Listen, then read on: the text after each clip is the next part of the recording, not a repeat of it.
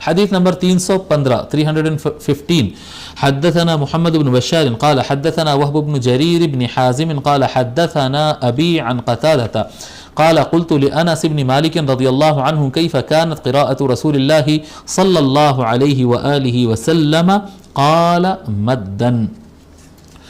حضرت قتادہ کہتے ہیں میں حضرت انس رضی اللہ تعالی عنہ سے عرض کیا کہ رسول اکرم صلی اللہ علیہ وآلہ وسلم کی تلاوت قرآن قراءت قرآن کیسی ہوتی تھی، سرکار قرآن کیسا پڑھتے تھے؟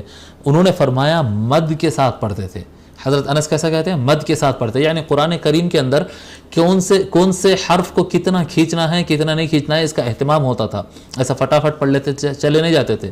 غیر المغضوب علیہم ولا الضالین، ولا میں لام کے بعد الف آ رہا لیکن اس کو کھینچنا نہیں ہوتا ہے جی. غیر المغضوب علیہم، مغضوب میں بعد کے بعد واو آیا اس کو 2 حرکت آپ کھینچے جی. وہاں پر صرف ولا میں الف لکھنے کے باوجود صرف زبر لگایا گیا ولا الضالین، الف کو پڑھا نہیں گیا.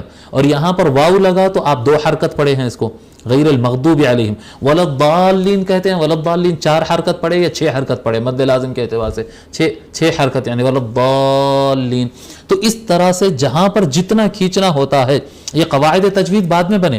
حضور اکرم صلی اللہ علیہ وآلہ وسلم جہاں کم کھینچتے تھے، جہاں زیادہ کھینچتے تھے، جہاں بہت زیادہ کھینچتے تھے، ان چیزوں کا اعتبار کرتے ہوئے یہ پورا فن تجوید اور فن مخارج بنایا گیا. حضور صلی اللہ علیہ وآلہ وسلم کے تلفظ پروناؤنسیشن کے آپ کے کلیئرٹی کے بنیاد پر مخارج حروف طے ہوئے کہ کون سے لفظ کو کیسا پروناؤنس کیا جائے گا. سرکار کے کلیئرٹی جو پہلی حدیث میں ہم گئے وہ کلیئرٹی سے مخارج حروف اور الفاظ کی ادائیگی کا کیا کہتے ہیں قانون بنا. اسی سے آقا صلی اللہ علیہ وآلہ وسلم کے کھینچنے اور روکنے کے اعتبار سے پھر باقی قواعد تجوید بنائے گئے، مد کے سارے قواعد بنائے گئے. تو ان چیزوں کا اہتمام کرنا چاہیے.